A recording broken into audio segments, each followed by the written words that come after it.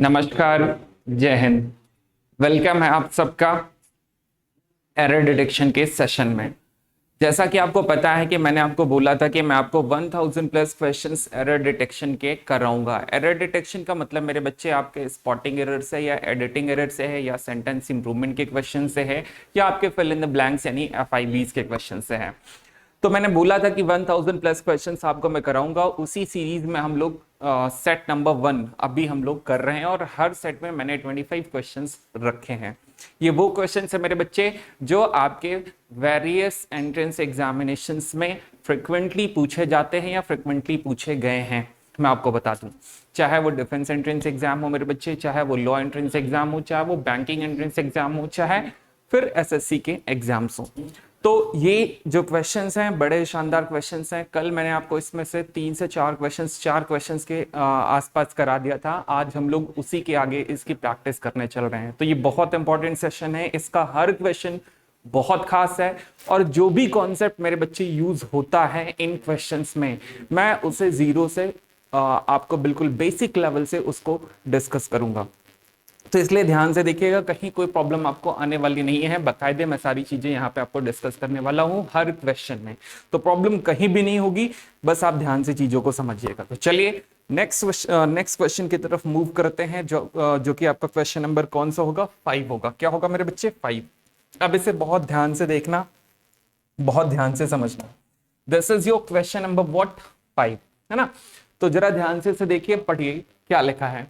देखो मेरे बच्चे, लिखा है since his arrival at his native town. अब आपको पता है ये सिंस दिख रहा है ना? और अगर सिंस के आगे आप पढ़ें, क्या लिखा है? His arrival at his native, क्या बताओ? टाउन। यानी उसका जो अराइवल हुआ, यानी जो वो पहुंचा है, जब तक वो पहुंचा है, कहां पहुंचा है मेरे बच्चे? अपने नेटिव टाउन में। अपने नेटिव टाउन का मतलब कि आप कह लो जो उसका होम टाउन है, जहां वो जन्म लिया है, जो उसकी जन्म स्थली है, यानी जब तक वो पहुंचा कहां भाई? अपने नेटिव टाउन में। अब आपको पता है ये सेंस है और सेंस के बाद हिज अराइवल, ये जो चीज है मेरे बच्चे, अराइवल है ना, ये किसको दिखा रहा है? आपको पता है एक पॉइंट ऑफ टाइम को दिखा रहा है। किसको दिखा रहा है मेरे बच्चे? पॉइंट ऑफ, क्या बताओ? टाइम को। ये बात तो हमें समझ में आ रही है कि सिंस है और सिंस के साथ यहां पर एक निश्चित समय की बात हो रही है। ये चीज समझ में आ रही है। आगे थोड़ा सा इसे पढ़ते हैं, लेट्स रीड इट, है ना? क्या लिखा है? He is trying to the best of his power, यानी जो उसकी शक्तियां है, जो उसकी ताकत है, वो अपनी ताकत का सर्वश्रेष्ठ क्या कर रहा है? ट्राई यानी प्रयास कर रहा है। किस लिए मेरे बच्चे? To spread. स्प्रेड का मतलब होता है फैलाना किसी चीज को। क्या करना मेरे बच्चे? फैलाना। वैसे इसके लिए एक वर्ड यूज कर सकते हैं आप, स्कैटर, लेकिन स्कैटर थोड़ा सा लाइट वगैरह के सेंस में यूज होता है फैलाने के लिए। जैसे लाइट स्कैटर हो रही है, स्प्रेड का भी मतलब क्या होता है? फैलाने से होता है। तो आप कह सकते हैं स्प्रेड एजुकेशन, यानी शिक्षा एमंग किसके बीच में? द पुअर मासेस, यानी गरीब लोगों के बीच में। यानी जब से अपने वो नेटिव टाउन में पहुंचा है, वो अपनी सारी ताकत का सर्वश्रेष्ठ प्रयास कर रहा है गरीब लोगों के बीच में शिक्षा यानी एजुकेशन को क्या करने के लिए मेरे बच्चे? फैलाने के लिए। अब अगर आप यहाँ पे ध्यान से देखें तो एक आपको ये सेंस दिख रहा है और सेंस के साथ क्या दिख रहा है मेरे बच्चे? पॉइंट ऑफ टाइम दिख रहा है। और मैंने आपको बताया कि सेंस क्या दिखाता है? पॉइंट ऑफ टाइम को, और ये यहाँ पे शो भी हो रहा है। और इसके साथ मेरे बच्चे आपको पता है, मैंने आपको ये भी बताया था प्रेपोजिशन पढ़ाते समय, है ना, कि फॉर आता है और फॉर किसको दिखाता है? You know, it shows what? Period of time. Period of time का मतलब जैसे कोई चीज 2 दिन से हो रही हो, 2 घंटे से हो रही हो, 2 मिनट से हो रही हो, 2 दिन से हो रही हो, 2 साल से हो रही, this is what? You know, this is period of time. But here you know क्या दिख रहा है? यहाँ पे पॉइंट ऑफ टाइम दिख रहा है। लेकिन ये दोनों चीजें सेंस ऑफ और आती कहां है मेरे बच्चे? आपको पता है परफेक्ट कॉन्टिन्यूअस टेंस में आती है। चाहे वो पास्ट परफेक्ट कॉन्टिन्यूअस हो, चाहे वो क्या हो बताओ? प्रेजेंट परफेक्ट कॉन्टिन्यूअस हो। आपको पता है यहाँ पे पास्ट का तो कोई सेंस आपको मिल नहीं रहा है। सेंस किसका मिल रहा है? प्रेजेंट का मिल रहा है। तो आपको पता है यहां पर जो टेंस यूज हुआ है वो कॉन्टिन्यूअस यूज हुआ है मेरे बच्चे। अगर आप देखें क्या लिखा है? He is trying to the best of his power, है ना? जबकि आपको पता है सेंस फॉर कहां आता है? परफेक्ट कॉन्टिन्यूअस में आता है। और परफेक्ट कॉन्टिन्यूअस में आपको पता है जो वहां पे हेल्पिंग वर्ब यूज होती है वो इज नहीं यूज होती मेरे बच्चे। वहां पे हैज या हैव के साथ क्या आता है? बीन आता है। दो हेल्पिंग वर्ब होती है, हैज हैव और इसके साथ क्या आता है मेरे बच्चे, बीन आता है ना। तो हैड तो यूज कर नहीं सकते क्योंकि पास्ट का सेंस आपको मिल नहीं रहा है, प्रेजेंट का मिल रहा है, तो आपको पता है हैज हैव प्लस क्या होगा बताओ, बीन होगा। तो यहाँ पे जो आपको मेरे बच्चे हैज हैव सॉरी इज जो दिख रहा है, ये इज यहाँ पे कभी संभव होगा नहीं, इसकी जगह क्या होगा, हैज हैव के साथ क्या बताओ, बीन। अब आप देखो ही है, तो ही के साथ आप क्या करेंगे मेरे बच्चे, हैज, क्या करेंगे, हैज बीन। तो एक्चुअल में क्या होगा, इसकी जगह क्या करेंगे, हैज बीन, यानी क्या हो जाएगा ये, he has been trying to the best of his part to spread क्या बताओ, education among the poor masses. Clear है। तो गलती किस पार्ट में मेरे बच्चे, गलती आपको दिख रही होगी, गलती आपकी पार्ट सी में है, किसमें बताओ, सी में। ओके क्लियर है। चलिए नेक्स्ट क्वेश्चन की तरफ मूव करते हैं। देखिएगा, समझिए,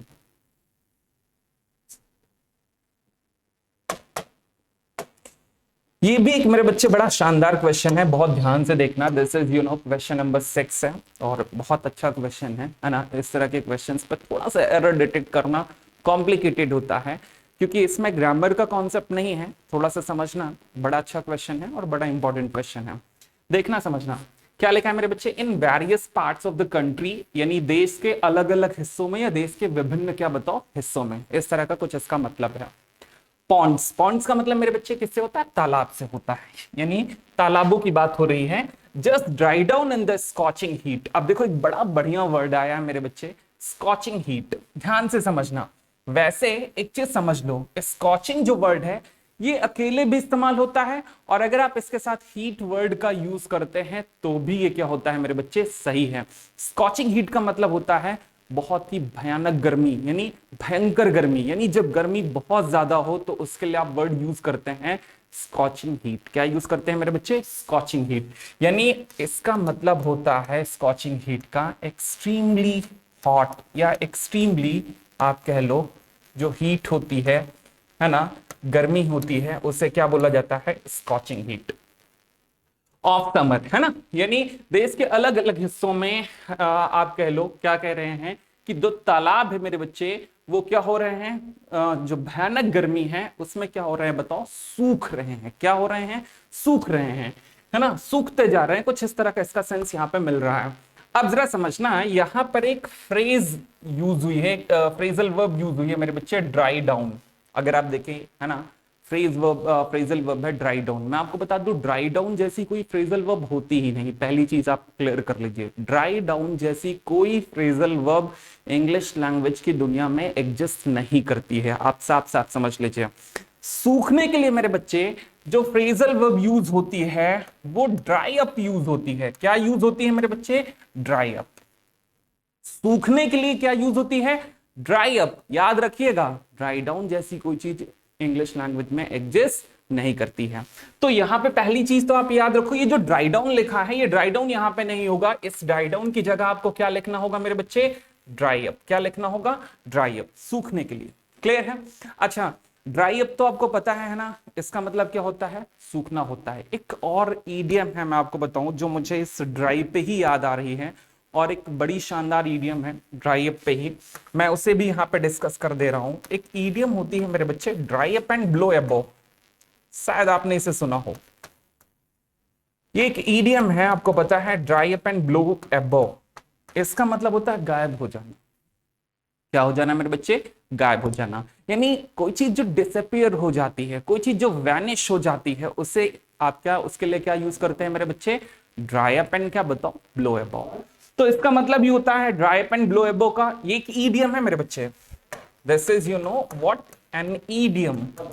और इसका मतलब क्या होता है, टू डिसअपियर। देखो डिसअपियर का मतलब ही होता है, आपको पता है क्या होना होता है, गायब होना होता है ना। आप इसे मेरे बच्चे क्या बोल सकते हैं, इसका एक बहुत शानदार सिनोनिम है डिसअपियर का, वैनिश। क्या बोल सकते हैं, वैनिश। ये किसका सिनोनिम है ना। आप इसे मेरे बच्चे कह सकते हैं सिंपल और ल्यूसिड टर्म्स में, टू गो अवे। इसका भी मतलब कुछ वैसे ही है, यानी गायब हो जाना। क्लियर है। ये तो एक ऐसे ईडियम है जो इससे ड्राई अप से रिलेटेड थी और मैंने इसे डिस्कस कर दिया है। बट एक्चुअल में आपको पता है ड्राई डाउन यहां नहीं होगा, क्योंकि ड्राई डाउन तो एग्जिस्ट करता ही नहीं है।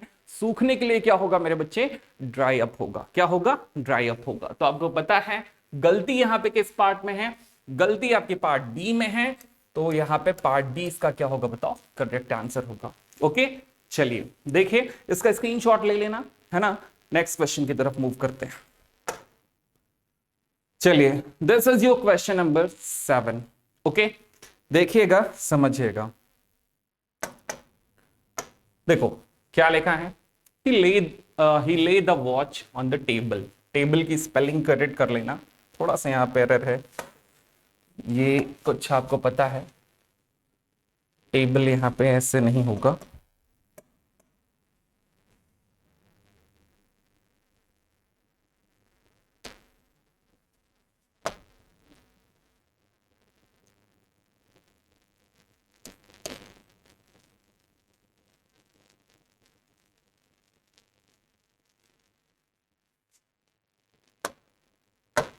TABLE। ओके, चलिए। He lay the watch on the table and then forgot all about when he went out। अब जरा ध्यान से पहले समझना क्या है, ले का मतलब है, जरा समझना, रखने से। यहाँ पे थोड़ा सा ये बड़ी इंटरेस्टिंग वर्ब है, इस पर डिस्कस करेंगे और डेप्थ में इसका डिस्कशन करेंगे। देखना क्या है, उसने वॉच को, घड़ी को टेबल पे क्या कर दिया, रख दिया, एंड देन उसके बाद क्या हो गया बताओ, फॉरगॉट। अब जरा समझना, फॉरगॉट मेरे बच्चे, फॉरगॉट का मतलब क्या होता है, भूल जाना।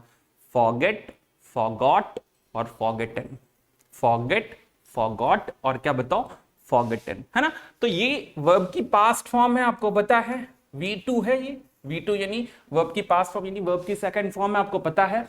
और ये बताती है कि आपको पता है जो आपका सेंटेंस है वो एंटायरली किस में है बताओ, पूरी तरह से किस में है, पास्ट में है। यानी पूरा एक्शन कहां परफॉर्म हुआ है मेरे बच्चे, पास्ट में परफॉर्म हुआ है, आपको पता है ना।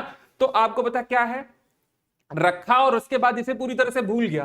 व्हेन, कब, जब वो बाहर गया। अब वेंट है, ये भी देखो V2 है, पास्ट की, है ना, पास्ट फॉर्म है वर्ब की, आपको पता है।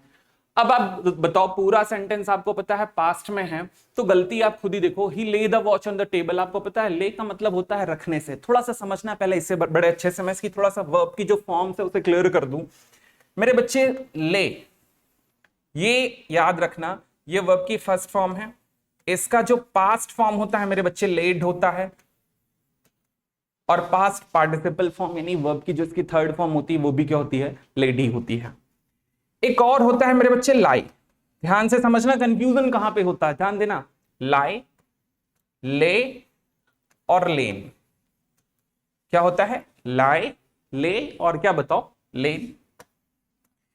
एक होता है मेरे बच्चे लाई, लाइड और क्या होता है, लाइड। अब देखो ये वर्ब की वो फॉर्म्स हैं जिनको जिनमें आपको हमेशा कंफ्यूजन क्रिएट होता है। पहले ये समझना कि इनका मतलब एक्चुअल में क्या है।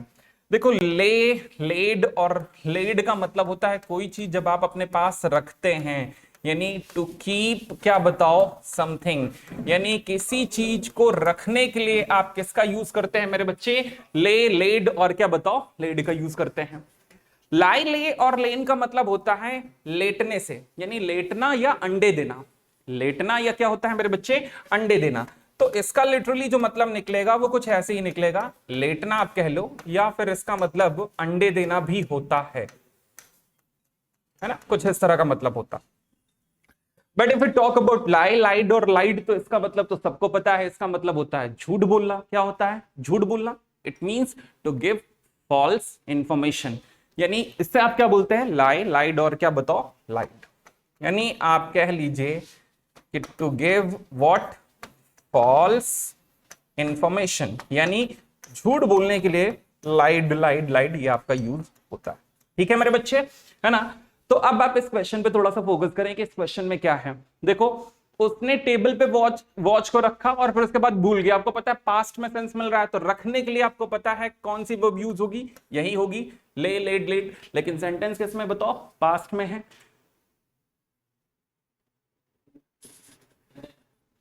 सेंटेंस किस में है मेरे बच्चे, पास्ट में है। तो आपको पता है यहां पे, ये तो आपको पता है V1 है, ये तो यूज हो नहीं सकती। पास्ट में आपको पता है यही है V2, ये यूज होगी, तो यहां पे ले नहीं होगा मेरे बच्चे, ले की जगह क्या होगा बताओ, लेट होगा। क्या होगा बताओ, लेट होगा। यानी एक्चुअल में क्या होगा, he let the watch on the table and then forgot all about it when it went out. यानी गलती कहां है, पार्ट ए में है।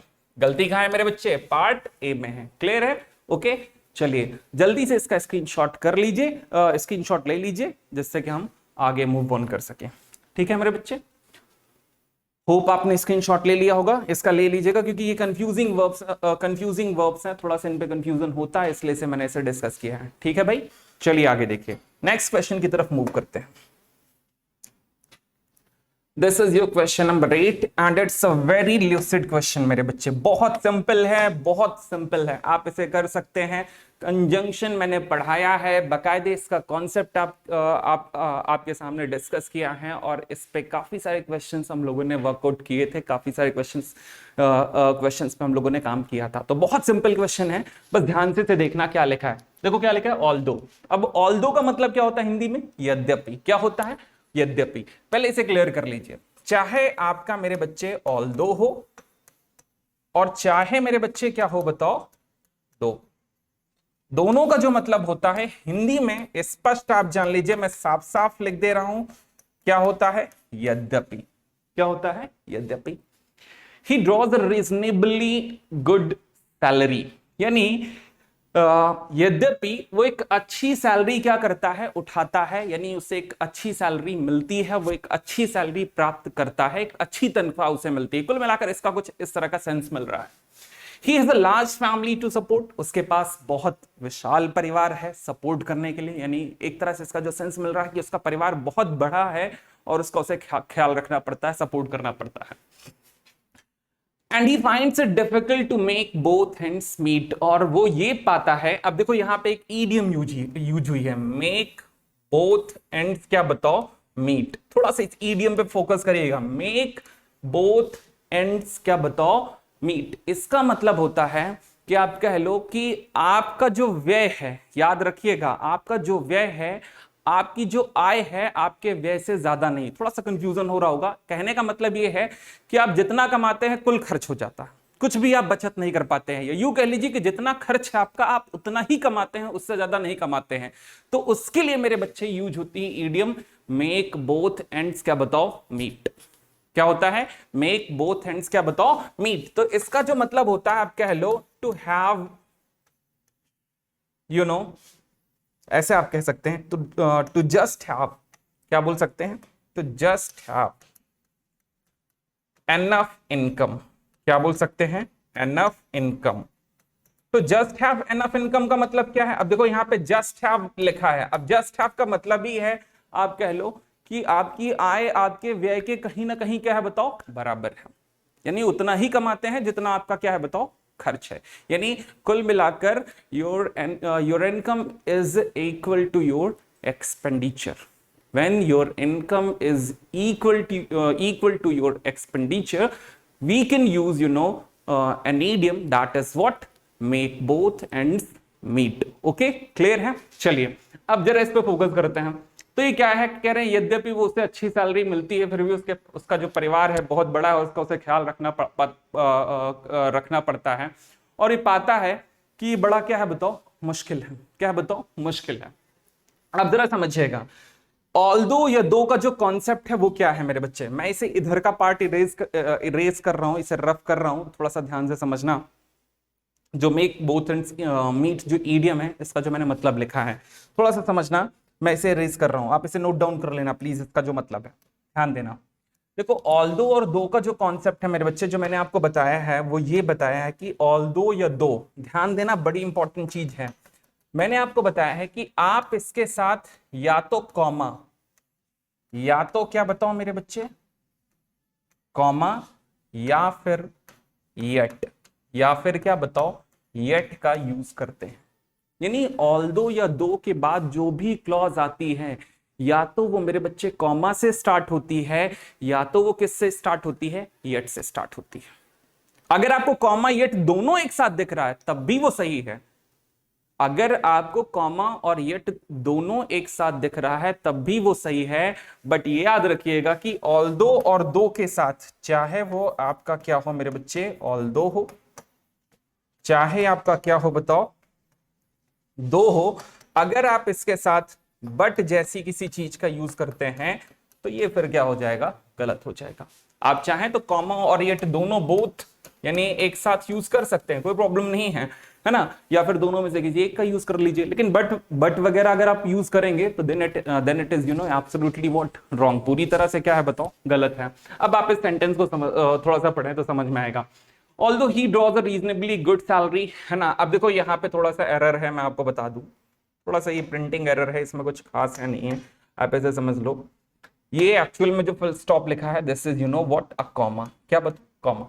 अब आगे देखो कि जो आने वाली क्लॉज है वो किससे शुरू है मेरे बच्चे, कॉमा से ही शुरू है, यहाँ पे बट वगैरह तो आया नहीं है ना, तो आपको पता है ये डेफिनेटली क्या है बताओ, सही है ना, कोई इसमें गलती नहीं है, क्योंकि अगर इस कॉमा की जगह मैंने बट वगैरह लिखा होता तो ये फिर क्या होता बताओ, गलत होता। मैंने क्या बताया, चाहे कॉमा लिखो चाहे यट लिखो, अगर दोनों लिखते हो तब भी सही है, लेकिन बट वगैरह आएगा तो ये बिल्कुल क्या है बताओ, गलत है।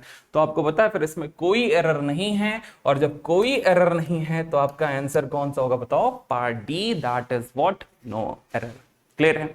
एक चीज ख्याल रखिएगा, देखो एरर डिटेक्शन के क्वेश्चंस आप जब कर रहे होते हैं तो उसमें लास्ट में नो इंप्रूवमेंट मेरे बच्चे या नो एरर इसीलिए होता है कि हो सकता है जो गिवन सेंटेंस हो उसमें कोई एरर ना हो।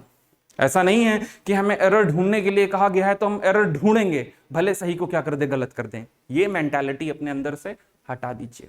और बताए सीपीओ एसआई का जो पेपर होता है, आपको बताऊं सीपीओ एसआई का अगर आप प्रिलिमिनरी स्टेज का पेपर अगर इंग्लिश का उठा के देखेंगे तो मैं आपको बताऊं 50 क्वेश्चंस जो प्री के होते हैं उसमें एरर डिटेक्शन के जो क्वेश्चंस आते हैं, अगर 5 क्वेश्चन है मेरे बच्चे तो मैं गारंटी देता हूं आप एसएससी के इतिहास के सीपीओएसआई के पेपर देख लीजिए, 5 में पक्का 2 क्वेश्चन ऐसे होंगे जिसमें डेफिनेटली क्या होगा, नो एरर ही होगा। तो इसका आप ख्याल रखें, ये नहीं कि एरर ढूंढना है तो हम ढूंढेंगे जरूर, भले सही सेंटेंस को क्या कर दें, गलत कर दें, ये याद रखिएगा। क्लियर है। चलिए नेक्स्ट क्वेश्चन की तरफ बढ़ते हैं, इसका स्क्रीनशॉट ले लीजिएगा, ठीक है भाई। चलिए क्वेश्चन नंबर 9,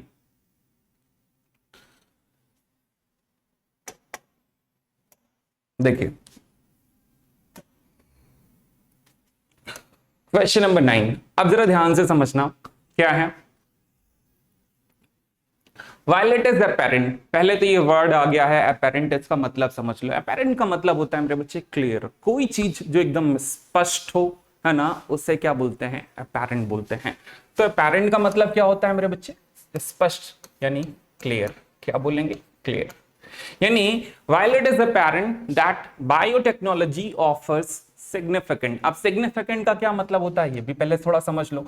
सिग्निफिकेंट का मतलब होता है मेरे बच्चे इंपॉर्टेंट, यानी कोई चीज जो जरूरी हो या जिसे आप वाइटल बोल सकते हैं, या कोई चीज जो नेसेसरी हो, या कोई चीज जो मेरे बच्चे एसेंशियल हो। क्या हो बताओ, एसेंशियल हो, यानी हिंदी में इसे आप कह सकते हैं कोई चीज जो महत्वपूर्ण हो। क्या हो बताओ, महत्वपूर्ण हो, उसे आप क्या बोलते हैं, सिग्निफिकेंट बोलते हैं। क्या बोलते हैं, सिग्निफिकेंट बोलते हैं। ओके, अब जरा समझना कि वायलेट इज अपेरेंट, जबकि ये पूरी तरह से स्पष्ट है। अब क्या स्पष्ट है देखते हैं, दैट कि जो बायोटेक्नोलॉजी है वो ऑफर करती है महत्वपूर्ण बेनिफिट्स यानी लाभ, है ना, एडिक्वेट अटेंशन। अब बेनिफिट्स के बाद देखो यहां पे एक कॉमा होगा, यहां भी एक एरर है, थोड़ा सा समझ लो, है ना।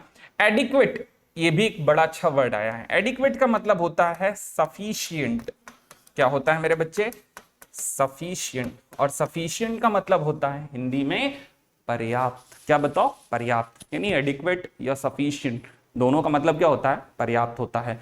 जो चीज जितनी रिक्वायर्ड है वो उतनी हो तो आप कह सकते हैं कि वो क्या है बताओ, सफिशिएंट या एडिक्वेट, यानी क्या बताओ, पर्याप्त है। यानी जितनी जरूरत है अगर उतनी है तभी तो क्या है वो बताओ, पर्याप्त है। यानी सिग्निफिकेंट या क्या बताओ, adequate. Adequate attention has not been focused to this vital. अब देखो फिर से मिल ही गया वाइटल, और वाइटल का मतलब मैंने बता ही दिया, देखो ये वर्ड लिखा ही है, दोबारा रिपीटेड है। वाइटल का मतलब क्या है मेरे बच्चे, महत्वपूर्ण, वही सिग्निफिकेंट। वाइटल क्या बताओ, एरिया। अब इसका पूरे का कुछ मतलब जरा समझना। जबकि इस के क्या मतलब है, कह रहे हैं कि जबकि स्पष्ट है कि बायोटेक्नोलॉजी ऑफर करती है कि इसके बहुत सारे लाभ है, महत्वपूर्ण लाभ हैं, फिर भी ये कह रहे हैं कि इस महत्वपूर्ण एरिया यानी इस महत्वपूर्ण क्षेत्र में क्षेत्र पर पर्याप्त ध्यान क्या बताओ नहीं दिया गया है। जबकि ये स्पष्ट है कि बायो जो टेक्नोलॉजी है वो ये बताती है कि इसके बड़े ढेर सारे बड़े महत्वपूर्ण बड़े इंपॉर्टेंट लाभ हैं, फिर भी ये कह रहे हैं कि इस क्षेत्र पर पर्याप्त ध्यान क्या बताओ नहीं दिया गया। अब बड़ी इंटरेस्टिंग चीज है मेरे बच्चे, ध्यान से समझना। जब आप ध्यान देने के लिए बात करते हैं तो यहां पे देखो वर्ड क्या यूज हुआ है, फोकस। और जब आप फोकस करने की बात करते हैं, ध्यान देने की बात करते हैं किसी विशेष, किसी पर्टिकुलर, किसी इंडिविजुअल एरिया में यानी क्षेत्र में, तो याद रखना फोकस के साथ आप कभी भी प्रेपोजिशन टू का यूज मेरे बच्चे नहीं करते। फोकस के साथ जो प्रेपोजिशन यूज होता है मेरे बच्चे वो क्या होता है, ऑन होता है। क्या होता है बताओ, ऑन। जैसे मैं कहूं you should focus on your studies, यानी आपको अपनी पढ़ाई पर क्या करना चाहिए, फोकस करना चाहिए। मैं ये नहीं कह सकता you should focus to your studies. अगर ऐसे कहूंगा तो ये जान लो फिर बिल्कुल क्या है बताओ, गलत है। समझ रहे हैं? तो क्या होगा बताओ, फोकस ऑन, ना कि फोकस व्हाट, टू। तो गलती कहां है, गलती पार्ट क्या है बताओ, सी में है। क्लियर है? गलती कहां है बताओ, पार्ट सी में है। क्लियर है मेरे बच्चे? स्क्रीनशॉट इसका ले लेना। बड़ा ही सिंपल सा क्वेश्चन था, लेकिन थोड़ा सा पकड़ना है ना, कॉम्प्लिकेटेड है। क्लियर है? चलिए नेक्स्ट क्वेश्चन की तरफ मूव करते हैं। बड़ा शानदार क्वेश्चन है, क्वेश्चन नंबर 10। ये बहुत इंपॉर्टेंट क्वेश्चन है और मैं आपको बता दूं बहुत बार ये आपके एग्जामिनेशंस में पूछा गया है, अलग अलग एग्जामिनेशंस में हर जगह ऑलमोस्ट ये पूछा गया और बड़ा शानदार क्वेश्चन है। कैसे आपको खुद ही दिखेगा, थोड़ा सा इस पे फोकस करना कि इसमें क्या प्रॉब्लम है। देखो ये क्वेश्चन जो मेरे बच्चे लिखा है आपकी स्क्रीन में आपके सामने, क्वेश्चन नंबर क्या लिखा है बताओ, 10। क्या लिखा है, Being a sunny day, I decided to skip work and stay at home. Being a sunny day, यानी सनी डे का मतलब आप समझ रहे हैं है ना, कि बहुत तेज क्या बताओ धूप रही होगी, है ना। यानी बहुत तेज धूप होने के कारण I decided to skip work, मैंने क्या निर्णय लिया कि आज काम को क्या किया जाए, स्किप यानी ड्रॉप किया जाए, छोड़ दिया जाए, और क्या किया जाए, स्टे एट होम यानी घर पर क्या किया जाए, रुका जाए। ठीक है, चलो अब जरा समझना बहुत ध्यान से मेरे बच्चे। अगर आपको दिखे तो यहां पे क्या लिखा है, बीइंग, बी में क्या जुड़ा है मेरे बच्चे, आईएनजी। और आपको पता है वर्ब की आईएनजी से जब भी किसी क्वेश्चन की क्या होगी मेरे बच्चे, बिगनिंग होगी, तो ये याद रखना कि वो क्वेश्चन ऑलमोस्ट किस पे बेस्ड होगा, पार्टिसिपल पे बेस्ड होगा। किस पे बताओ, पार्टिसिपल। भाई जरूरी नहीं है बीइंग से हो, हैविंग से हो, हैविंग बीन से हो, वर्ब की थर्ड फॉर्म यानी पास्ट पार्टिसिपल से हो, है ना, इस तरह का। तो आपको पता है बीइंग प्लस वर्ब की थर्ड फॉर्म से हो तो वो पार्टिसिपल का क्वेश्चन होगा। और पार्टिसिपल आपको पता है तीन होते हैं, प्रेजेंट पार्टिसिपल, पास्ट पार्टिसिपल और परफेक्ट पार्टिसिपल। प्रेजेंट पार्टिसिपल क्या है आपको पता है, वर्ब की आईएनजी फॉर्म है और इसी से ये सेंटेंस शुरू भी है। आपको पता है ये प्रेजेंट पार्टिसिपल पे बेस्ड क्वेश्चन है। अब प्रेजेंट पार्टिसिपल पे बेस्ड जो क्वेश्चंस होते हैं मेरे बच्चे वो बनते कैसे हैं, जरा पहले समझना। देखो बहुत अच्छे से समझना, बहुत प्रैक्टिकल होके समझना कि यहां पे क्या प्रॉब्लम है। देखो मेरे बच्चे पहले समझो, देखो एक तो ये क्लॉज हो गई तुम्हारी बीइंग वाली क्लॉज, बड़े अच्छे से देखना। एक तो ये क्लॉज हो जाएगी और दूसरी इसके बाद ये क्लॉज आएगी। अब इस पे जो क्वेश्चंस बनते हैं कैसे बनते हैं जरा समझना। पता है क्या होता है कि जो आपका आयोग है, जो आपका कमीशन है, वो यहां पे क्या कलाकारी करता है जरा समझना। क्या होता है कि जो पहली क्लॉज है, याद रखना मैंने कहा पहली क्लॉज में आप जिस भी चीज की बात कर रहे हैं, अगर दूसरी क्लॉज में भी उसी की बात करेंगे तो आपको पता है पहली क्लॉज में आपको सब्जेक्ट को मेंशन करने की जरूरत क्या बताओ नहीं पड़ती, है ना। लेकिन मैंने कहा पहली क्लॉज में आप किसी और की बात करें और दूसरी क्लॉज में किसी और चीज की बात करें, तो आपको पता है दोनों क्लॉजेस में आपको इंडिविजुअल सब्जेक्ट्स क्या करने पड़ेंगे, मेंशन करने पड़ेंगे। मेरी बात को बहुत अच्छे से समझना। मैं आपको एक एग्जाम्पल से समझा रहा हूं, देन इस क्वेश्चन पे हम लोग आएंगे। जैसे मैं कहूं, ध्यान देना, मैं एक दो एग्जाम्पल लिख रहा हूं, आप खुद ही देखना। जैसे मैं कहूं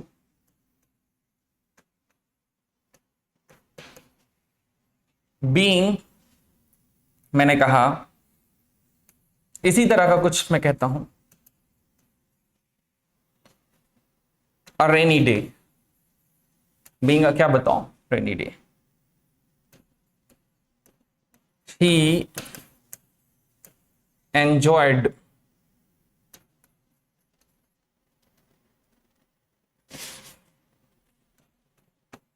the party. He enjoyed the क्या बताओ, पार्टी। अब जरा समझना, being a rainy day he enjoyed the party. अगर आप मेरे बच्चे सेंटेंस को देखेंगे तो आप पाएंगे कि यहाँ पे दो क्लॉज है। एक तो मेरे बच्चे ये क्लॉज हो गई कॉमा के पहले, और दूसरी क्या बताओ, ये क्लॉज हो गई। अब मैंने क्या बताया कि आपको ये देखना है, this is your clause number क्या बताओ 1, and this is you know what your clause number क्या बताओ 2, है ना। ये आपकी क्लॉज क्या हो गई बताओ 2 हो गई। तो मैंने आपको क्या बताया मेरे बच्चे, सिंपल सी बात है, देखना बहुत अच्छा समझना। मैंने क्या बताया कि पहली क्लॉज में जिस चीज की बात हो रही है, अगर वही बात दूसरी क्लॉज में हो रही, सेम मतलब जिस चीज की इधर उसी चीज की इधर, तो आपको बता दो इधर फिर आपको कोई सब्जेक्ट मेंशन करने की जरूरत क्या बताओ नहीं है। लेकिन मैंने कहा कि इधर कुछ और बात कर रहे हैं, उधर कुछ और बात कर रहे हैं, है ना, तो फिर इधर सब्जेक्ट लगाना पड़ेगा, उधर भी सब्जेक्ट लगाना पड़ेगा। अब ये कैसे पता करेंगे कि दोनों में अलग अलग बात हो रही है, एक ही बात हो रही है? इसके लिए एक तरीका ये है कि आप कुछ मत करिए, दूसरी वाली क्लॉज का जो सब्जेक्ट है उसे उठाकर यहां रखिए। बात को बहुत अच्छे समझना, इस दूसरी क्लॉज के सब्जेक्ट को आप उठाकर यहां पर क्या करिए, रखिए। अगर ये यहां पे फिट बैठ जा रहा है तब तो मेरे बच्चे ठीक हैं, लेकिन अगर फिट नहीं बैठ रहा है तो फिर याद रखना कि आपको सब्जेक्ट मेंशन करना पड़ेगा। जैसे मान लो मैं कहूं कि ही को मैं यहां पे रखूं, अब मैं कहूं ही बीइंग अ रेनी डे, अच्छा वो ही बीइंग अ रेनी डे मतलब ही हो सकता है बरसात का दिन, नहीं हो सकता है। आपको पता है ये फिट क्या बताओ नहीं बैठ रहा है, तो इसका मतलब ये सेंटेंस बिल्कुल क्या है बताओ गलत है। अब आपको यहाँ पे आपको सब्जेक्ट क्या करना पड़ेगा, नया लिखना पड़ेगा। अब आप बताओ रेनी डे के लिए मेरे बच्चे क्या लिखोगे, आपको पता है रेनी डे के लिए सब्जेक्ट क्या आएगा बताओ, इट आएगा। सब्जेक्ट क्या आएगा बताओ, इट आएगा। यानी क्या होगा, it being a rainy day he enjoyed the क्या बताओ, पार्टी। ये बिल्कुल क्या है, सही है। जैसे एक और क्वेश्चन लिख रहा हूं, घबराने की जरूरत नहीं है, चीजें बिल्कुल क्लियर होंगी, इसकी मैं आपको गारंटी देता हूं, बहुत ध्यान से देखना। जैसे मान लो एक और क्वेश्चन लिख रहा हूं, मैंने कहा बीइंग वेरी पुअर, बहुत अच्छे से देखना। मैंने कहा being very poor I offered him a job, I offered him क्या बताओ, जॉब। यानी अब जरा ध्यान से समझना, क्या लिखा है, गरीब होने के कारण मैंने उसे क्या की बताओ, जॉब ऑफर की। गरीब होने के कारण मैंने उसे क्या की बताओ, जॉब ऑफर की। अब सर ने क्या बताया है, सर ने ये बताया है कि दो क्लॉज होगी, एक इधर एक इधर। करना क्या है, कुछ नहीं करना, जब इस स्थिति हो इस वाले सब्जेक्ट को उठा के चुपचाप यहां रखो। फिट बैठ रहा है तो सही है सेंटेंस, कोई दिक्कतें नहीं है, और अगर फिट नहीं बैठ रहा है तो फिर प्रॉब्लम है भाई, फिर आपको नया सब्जेक्ट यहाँ पे क्या बताओ सेंस के अकॉर्डिंग लाना पड़ेगा। अब मेरे बच्चे आई को उठा के रखो, आई बीइंग वेरी पुअर मतलब मैं ही गरीब हूं, मैं ही अपने आप को जॉब ऑफर कर रहा हूं। नहीं भैया, ये संभव कैसे है, ये बिल्कुल क्या है बताओ गलत है। यहां तो आपको हिंट भी दिया है कि आई ऑफर्ड हिम, यानी जॉब किसको ऑफर कर रहा है, हिम को ऑफर कर रहा है मेरे बच्चे। तो फिर गरीब कौन है, हिम ही तो है। तो यानी यहां पर जो सब्जेक्ट होगा वो वास्तव में क्या होगा, ही बीइंग क्या होगा बताओ, वेरी पुअर। देन क्या होगा, I offered him a job, यानी दोनों तरफ सब्जेक्ट लगेगा। ये क्या है बताओ, सही है, क्लियर है, आ रही बात समझ में, आ रही बात समझ में। और देखो मैं और लिख रहा हूं जिससे चीजें आपको क्लियर हो बिल्कुल। जैसे मान लो मैं यहां पे एक और सेंटेंस लिख रहा हूं, देखना समझना। मैंने कहा बीइंग ओल्ड एंड वीक, अब हर जगह जरूरी नहीं कि लगेगा ही लगेगा, यही आपको मैं बता रहा हूं। मैंने कहा बीइंग ओल्ड एंड क्या बताओ, वीक। अब क्या मतलब है कि बूढ़ा और कमजोर होने के कारण, यही मतलब निकलेगा। मैंने कहा ही कुडंट, ही क्या लिखा, कुडंट, मैंने कहा स्टैंड। अब देखो बूढ़ा, देखो पहले दो क्लॉज है समझना, एक तो क्लॉज ये हो गई और दूसरी क्लॉज क्या बताओ ये हो गई। बूढ़ा और कमजोर होने के कारण वो खड़ा नहीं हो सकता, है ना। अब सेंटेंस सही है कि गलत है, इसका मैंने क्या बताया, फैसला कैसे होगा, यही होगा कि इस वाले सब्जेक्ट को उठाओ और यहां रखो। अब बताओ he being old and weak, he couldn't, यानी वही बूढ़ा है, वही कमजोर है और वही खड़ा नहीं हो सकता, यानी इधर भी उसी की बात हो रही है कि और उधर भी उसी की बात हो रही है। तो यहाँ सब्जेक्ट को आपको दूसरे सब्जेक्ट को मेंशन करने की यहाँ कोई जरूरत नहीं है, क्योंकि दोनों में अलग अलग होता तो फिर दोनों में सब्जेक्ट क्या बताओ लगता। अब करते हैं क्वेश्चन, देखो। Being a sunny day I decided to skip work and stay at home, यानी आपको पता है सनी डे होने के कारण मैंने निर्णय लिया कि आज मैं घर पे रुकूंगा, है ना, काम को मतलब स्किप करके ड्रॉप करके छोड़ के आज घर पे रुकूंगा। तो अब मैं आई को उठाता हूं और यहां रखता हूं, रखो I being a sunny day, है संभव? नहीं संभव, मैं कैसे सनी डे हो सकता हूं। अब आपको पता है ये गलत है, तो यहां पर क्या होगा, it being a sunny day, क्या होगा, it being a sunny day. तो गलती कहां है मेरे बच्चे, गलती आपके पार्ट ए में है। क्या है बताओ, पार्ट ए में है। तो ये एक बहुत शानदार क्वेश्चन था जो कि प्रेजेंट पार्टिसिपल पे बेस्ड था, और याद रखना पार्टिसिपल्स पर जो बेस क्वेश्चंस होते हैं जनरली यूजुअली सामान्यता जो आपका कमीशन है, आपका आयोग है, वो इसी तरह के क्वेश्चंस क्या करता है, पूछता है। So be alert and be cautious, याद रखिएगा ऐसे क्वेश्चंस आपको मिलेंगे। मैंने इसीलिए इस पे अलग से 2-3 क्वेश्चंस और करा दिए हैं, ठीक है। इसका स्क्रीनशॉट ले लो मेरे बच्चे, जिससे कि हम लोग आगे चले। चलिए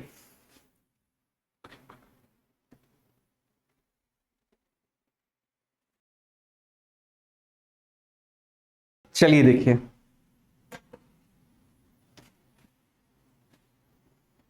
आइए नेक्स्ट क्वेश्चन की तरफ चलते हैं। This is your question number 11। देखिएगा समझिएगा, ये भी सिंपल क्वेश्चन है, आसान है, थोड़ा सा देखिएगा, समझिएगा चीजों को, है ना। और क्या कॉन्सेप्ट है समझना। देखो क्या है मेरे बच्चे, we have to cancel our trip to Delhi, हमें अपनी दिल्ली की जो ट्रिप थी वो क्या करनी पड़ी बताओ, कैंसिल करनी पड़ी, ठीक है। चलो ठीक है, समझ में आ रहा है, ओके। बिकॉज क्या है, क्योंकि क्या हुआ कि when we reached railway station, अब एक बड़ी अच्छी चीज तुम्हें यहां बता रहा हूं, देखो ये क्या है, reach.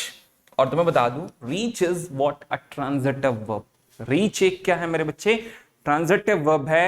And you should remember it that a transitive verb doesn't take a preposition after it, यानी कभी भी कोई भी ट्रांजिटिव वर्ब अगर आप यूज करते हैं तो उसके बाद जब भी मेरे बच्चे ऑब्जेक्ट होगा, याद रखना we are talking about active voice. किसकी बात कर रहे हैं, एक्टिव वॉइस की बात कर रहे हैं। तो ट्रांजिटिव वर्ब के बाद जब भी ऑब्जेक्ट आएगा मेरे बच्चे, बीच में प्रेपोजिशन का आप यूज नहीं कर सकते। क्लियर है, आ रही बात समझ में। तो जैसे मैं लिख दूं, बड़ा अच्छा लगेगा मुझे पढ़ने में कि reached at the railway station, है ना, ये सब। तो अगर आप ऐसे यूज करेंगे तो वो डेफिनेटली गलत हो जाएगा, याद रखिएगा। तो इस पे आप फोकस करिएगा, यहां सही है, कोई प्रॉब्लम नहीं। अगर एट होता तो यहीं पे गलती हो जाती। क्लियर है, चलिए आगे। We reached railway station, the train क्या बताओ, लेफ्ट। अच्छा एक चीज तो समझ में आ गई कि पूरा ये जो सेंटेंस है वो पास्ट में है। पूरा जो ये सेंटेंस है मेरे बच्चे वो किस में बताओ, पास्ट में है। हमें अपनी दिल्ली की जो ट्रिप है वो क्या करनी पड़ी बताओ, कैंसिल करनी पड़ी, क्योंकि जब हम रेलवे स्टेशन पहुंचे तो ट्रेन क्या हो चुकी थी बताओ, जा चुकी थी। ट्रेन क्या हो चुकी थी बताओ, जा चुकी थी। अब देखो मेरे बच्चे, सेंटेंस तो आपको दिख रहा है कि पूरा ये पास्ट में एक्शन परफॉर्म हुआ है, यानी आपका जो ये घटनाक्रम है, ये पूरा कार्य कहां हुआ है बताओ, पास्ट में हुआ है। और आपका सेंटेंस भी पास्ट में ही गिवन है। लेकिन थोड़ा सा कुछ चीजें आपको जाननी है, जो समझनी है, वो बड़ी इंपॉर्टेंट है, वो यहां पे आपको देखना है। देखो मेरे बच्चे, पास्ट में 2 एक्शन हो रहे हैं, बड़े अच्छे से समझना चीजों को। पास्ट में 2 एक्शन हो रहे हैं, वी रीच्ड रेलवे स्टेशन, है ना, और द ट्रेन क्या बताओ, लेफ्ट। यानी जब हम रेलवे स्टेशन पहुंचे तो ट्रेन क्या बताओ, जा चुकी थी। अब बहुत ध्यान से समझना, जब पैरेलल साइमल्टेनियसली, यानी एक साथ, बहुत अच्छे से मेरी बात को समझना, ये जो लाइन मैं बोलने जा रहा हूं ये बड़ी इंपॉर्टेंट है, याद रखना।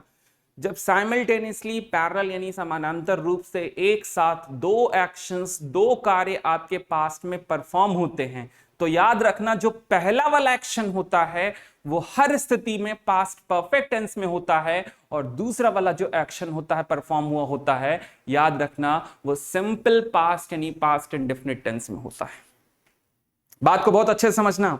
मैंने क्या लिखा कि when 2 actions perform simultaneously in क्या बताओ, पास्ट टेंस, है ना। जब 2 एक्शन एक साथ पास्ट में हो तो पहला वाला एक्शन पीपीटी यानी पास्ट परफेक्ट, और दूसरा वाला एक्शन क्या बताओ, सिंपल पास्ट नहीं क्या बताओ, पास्ट इंडेफिनिट। अब दो एक्शन तुम्हारे सामने हो रहे हैं, एक तो बताओ मेरे बच्चे क्या कि उनका रेलवे स्टेशन क्या लिखा है, पहुंचना, और दूसरा ट्रेन का क्या बताओ, जाना।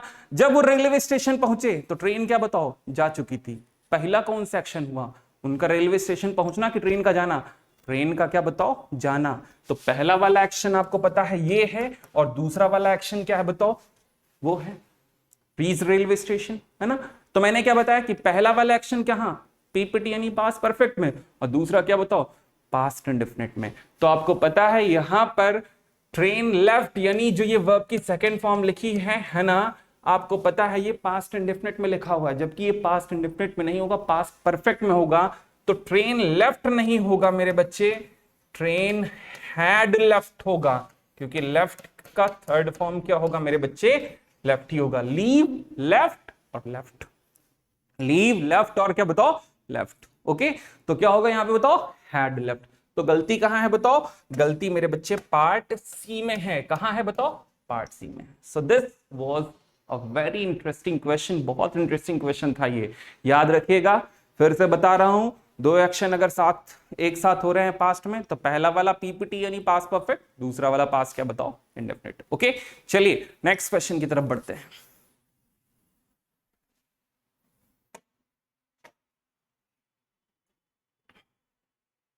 चलिए समझिएगा, ध्यान दीजिएगा। क्वेश्चन नंबर 12 आज का ये मेरे बच्चे लास्ट क्वेश्चन होगा, है ना, ध्यान देना समझना। क्वेश्चन नंबर क्या है बताओ, 12 है ये, थोड़ा फोकस करिएगा। क्या लिखा है ध्यान से देखना। Many a student has failed in the mathematics test but the leap has scored 100%। क्या बताओ, 100%। पहली चीज तो हम लोग बोलते हैं 100%। याद रखना, आप तो मैथमेटिक्स पढ़ते ही होंगे, याद रखना मेरे बच्चे, 100 जैसी कोई चीज होती नहीं है, पहली चीज समझना। आपको इसके पहले कोई ना कोई कार्डिनल नंबर यूज करना ही पड़ेगा, आप 100 नहीं बोल सकते हैं। याद रखना, अगर मैं कभी 100 लिखता हूं या 100 बोलता हूं तो ये गलत है, याद रखना। अगर मुझे 100 ही बोलना है तो मैं हमेशा इसे क्या बोलूंगा, 100 बोलूंगा। क्या बोलूंगा, 100 बोलूंगा। 200 बोलूंगा, 200 है, 100 है, केवल यानी 100, तो आप उसे 100 बोलेंगे। अगर है ना 200 है तो 200, 300 है तो 300, वो तो आपको पता है। यानी 100 अकेले क्या होता है बताओ, गलत होता है। हाँ, अगर आप 100 लिखते हैं तो ये क्या है बताओ, सही है, क्योंकि इसका मतलब सैकड़ों में हो जाएगा, है ना। ये समझ में आ रहा है, चलो ठीक है, ये मैंने आपको बता दिया है, बड़े ध्यान से देखना। अब इस क्वेश्चन को करते हैं थोड़ा सा। मैंने स्टूडेंट, अब एक पैटर्न में पहले तुम्हें बता देता हूं, तब इस क्वेश्चन पे हम लोग वर्क करते हैं। पहले एक पैटर्न होता है, बड़े ध्यान से देखना समझना। देखो मेरे बच्चे, एक पैटर्न ये है कि जब तुम्हें मैनी दिखे, बात को बहुत अच्छे से समझना, क्या दिखे मेरे बच्चे, मैनी दिखे, तो मैनी के बाद जो नाउन आता है, बहुत अच्छे से समझना, वो नाउन आपका जनरली प्लूरल आता है। क्या आता है बताओ, प्लूरल आता है। काउंटेबल, और काउंटेबल में क्या आता है, प्लूरल आता है। देन इसके बाद जो तुम्हारी वर्ब आती है वो भी तुम्हारी पता है क्या आती है, प्लूरल ही आती है। क्या आती है बताओ, प्लूरल ही आती है। बट मैनी का एक और पैटर्न होता है, ध्यान देना समझना।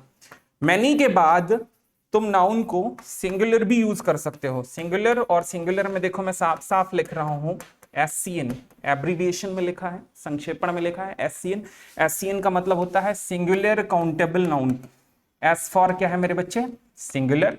C फॉर मेरे बच्चे क्या है, काउंटेबल। एंड N फॉर मेरे बच्चे क्या है, नाउन। क्या है बताओ, नाउन। भाई काउंटेबल नाउन जो होता है उसी के दोनों फॉर्म होते हैं, सिंगुलर और क्या बताओ, प्लूरल, और दोनों के मतलब क्या होते हैं बताओ, सेम होते हैं, है ना। ये तो पता है आपको, है ना। तो मैंने कहा मेनी के बाद अगर तुम्हारा नाउन सिंगुलर काउंटेबल आ रहा है तो कोई प्रॉब्लम नहीं है, ये भी सही है। बट इसके बाद याद रखना, देन जो वर्ब आएगी वो भी याद रखना क्या होगी, सिंगुलर होगी। वो भी क्या होगी मेरे बच्चे, सिंगुलर होगी। जैसे कैसे समझना, एग्जाम्पल से मैं तुम्हें समझा रहा हूं, बेहतर तरीके से आप इसे समझ पाओगे। देखो समझो, जैसे मान लो मैं इसे इरेज कर रहा हूं, इधर का पार्ट थोड़ा सा देखना। जैसे मैं कहूं, ये 100 जो लिखा है इसे आप समझ गए होंगे, है ना। देखो मैं क्या बता रहा हूं, जैसे मान लो मैंने कहा, एग्जाम्पल से आप इसे बेहतर समझ पाएंगे। जैसे मान लो मैंने कहा मेरे बच्चे, मैं लिख रहा हूं, पहले नाउन के कॉन्टेक्स्ट में समझते हैं, वर्ब के कॉन्टेक्स्ट में बाद में समझेंगे, पहले नाउन के कॉन्टेक्स्ट में, क्योंकि नाउन दोनों तरीके से आता है है ना, सिंगुलर काउंटेबल भी और प्लूरल काउंटेबल भी। जैसे मैंने कहा मैनी लिखा और मैनी के बाद मैं लिख रहा हूं स्टूडेंट्स, क्या लिख रहा हूं, स्टूडेंट्स। तो मैनी है, नाउन कैसा आ रहा है बताओ, प्लूरल आ रहा है, ये बिल्कुल क्या है बताओ, सही है। लेकिन अगर, है ना, मैं लिख रहा हूं मैनी और मैनी के बाद मैं नाउन क्या लिख रहा हूं मेरे बच्चे, सिंगुलर काउंटेबल, केवल स्टूडेंट लिख रहा हूं, क्या लिख रहा हूं मैं, केवल स्टूडेंट लिख रहा हूं। यानी अब ये स्टूडेंट नाउन कैसा है, ये सिंगुलर काउंटेबल है, एससीएन है। और एक चीज तो आपको आर्टिकल का कॉन्सेप्ट पता होगा कि नाउन अगर कोई सिंगुलर काउंटेबल आता है तो आर्टिकल एन आना उसके पहले ऑटोमेटिकली क्या हो जाता है, शुरू हो जाता है। यानी एक चीज यहां पे आपको याद रखना है, थोड़ा सा इसे आप समझ लो कि नाउन अगर सिंगुलर काउंटेबल होगा, थोड़ा इसे ध्यान से देख लीजिए, ये बड़ी इंपॉर्टेंट चीज है कि मैंने क्या बताया कि नाउन अगर तुम्हारा सिंगुलर काउंटेबल यानी एससीएन होगा तो आपको पता है इसके पहले तुरंत क्या आना शुरू हो जाएगा मेरे बच्चे, आर्टिकल एन आना शुरू हो जाएगा। क्या आना शुरू हो जाएगा, एन आना शुरू हो जाएगा। और वर्ब तो तुम्हें पता ही है क्या होगी बताओ, सिंगुलर होगी। तो मैनी स्टूडेंट केवल नहीं बोल सकते हैं, आपको क्या यूज करना पड़ेगा, आर्टिकल यूज करना पड़ेगा। आप क्या बोलेंगे, मैनी आ स्टूडेंट। अब याद रखना इसमें और इसमें दोनों में कोई डिफरेंस नहीं है, बोथ आर क्या बताओ same and both are absolutely क्या बताओ करेक्ट। यहां भी कई स्टूडेंट हैं, कई सारे विद्यार्थी हैं, यहां भी कई सारे विद्यार्थी हैं। डिफरेंस जो है वो सिर्फ वर्ब का है। अब आपको पता है यहां पर वर्ब क्या आएगी, प्लूरल, तो मैं क्या यूज करूंगा, आर। और अगर यहां मैं यूज करूं आर, वर, हैव, जो भी यूज करना हो, और अगर यहां पे मैं यूज करूंगा तो क्या होगा बताओ, इज। दोनों क्या है बताओ, सेम है। तो ये चीज आपको याद रखनी। देखो मैनी है, क्वेश्चन को समझना आप ध्यान से, मैनी है और मैनी के बाद ये कैसा नाउन आ रहा है, स्टूडेंट है, सिंगुलर काउंटेबल है, सही है। आर्टिकल है, ये भी सही है। वर्ब है, सिंगुलर है, ये भी सही है। हैव अब होता तो गलत हो जाता, आपको पता है, चलो ठीक है। तो यहां तो कोई प्रॉब्लम नजर आ नहीं रही है। नेक्स्ट आगे देखते हैं, failed in the mathematics test. Mathematics के टेस्ट में क्या हुए हैं, फेल हो गए हैं। बट जो दिलीप है उसने क्या किया है कि स्कोर किया है 100%। अब एक चीज समझना, जब आप मार्क्स ऑब्टेन करते हैं, मेरी बात को बहुत अच्छे से समझना, जब आप मार्क्स ऑब्टेन करते हैं, ऑब्टेन करने का मतलब कि प्राप्त करते हैं, जो भी एग्जामिनेशन में होता है, परीक्षा में होता है, तो अगर आप, मैंने कहा पूरे मार्क्स जो भी, अगर आपको पूरे मार्क्स मिल रहे हैं तो आप उसके लिए 100% कभी वर्ड यूज नहीं कर सकते। जैसे मैंने कहा कि 100 नंबर की परीक्षा और मुझे 90 नंबर मिले तो मैं बोल सकता हूं आई गॉट 90 मार्क्स, कोई प्रॉब्लम नहीं है, दिस इज एब्सोल्युटली करेक्ट। और इन केस मैं बोलता कि आई गॉट 90% मार्क्स, याद रखना ये भी क्या है बताओ, सही है, कोई प्रॉब्लम नहीं है। लेकिन अगर मुझे पूरे मार्क्स मिल रहे हैं और मैं बोलूं आई गॉट 100% मार्क्स, तो ये याद रखना क्या हो जाएगा, गलत हो जाएगा। याद रखो 100 से कम, है ना, आपको नंबर मिलते हैं, मार्क्स मिलते हैं परसेंटेज में, तो आप उसे मेंशन कर सकते हैं। लेकिन अगर आपको पूरे नंबर मिलते हैं, आप पूरे, है ना, अंक अगर आप ऑब्टेन करते हैं, प्राप्त करते हैं, तो उसके लिए 100% वर्ड का यूज आप नहीं कर सकते हैं। उसके लिए हमेशा आप फुल मार्क्स वर्ड यूज करेंगे। क्या यूज करेंगे, फुल मार्क्स। अगर आप 100% यूज करेंगे तो ये एक स्लैंग है इंग्लिश में। क्या है मेरे बच्चे, स्लैंग है, जैसे आप डायलेक्ट बोल सकते हैं। यानी दिस इज आउटडेटेड, क्या है बताओ, आउटडेटेड है, चलन प्रचलन में क्या बताओ नहीं है। तो आप याद रखिएगा, पूरे मार्क्स, पूरे प्राप्तांक अगर आपको मिल रहे हैं तो आप उसके लिए 100% वर्ड यूज नहीं करेंगे, आप उसकी जगह क्या लिखेंगे, फुल मार्क्स। क्या लिखेंगे मेरे बच्चे, फुल मार्क्स लिखेंगे। तो गलती कहां है बताओ, पार्ट क्या है बताओ, सी में है। क्लियर है, 100% यहां पे स्लैंग हो जाएगा। क्लियर है, चलिए इसे नोट डाउन कर लीजिएगा। कल इस सीरीज में हम लोग इसके आगे इसे क्या करेंगे, प्रोसीड करेंगे। बहुत ही जबरदस्त ये सारे क्वेश्चंस हैं, याद रखिएगा। हर क्वेश्चन में आपको अपना एक अलग यूनिक कॉन्सेप्ट आपको मिलेगा। और याद रखिए, मैं आपको बता दूं, अगर आपने नहीं पढ़ रखी है ग्रामर इसके पहले, तब भी आप इन क्वेश्चंस को कर पाएंगे, क्योंकि मैं यहाँ पे बकायदे हर कॉन्सेप्ट आपके सामने डिस्कस करूंगा। क्लियर है मेरे बच्चे, कल इसके आगे इसे हम प्रोसीड करेंगे। चलिए फिर कल मिलते हैं। Jai Hind, bye, do take care of yourself. कल बात करते हैं।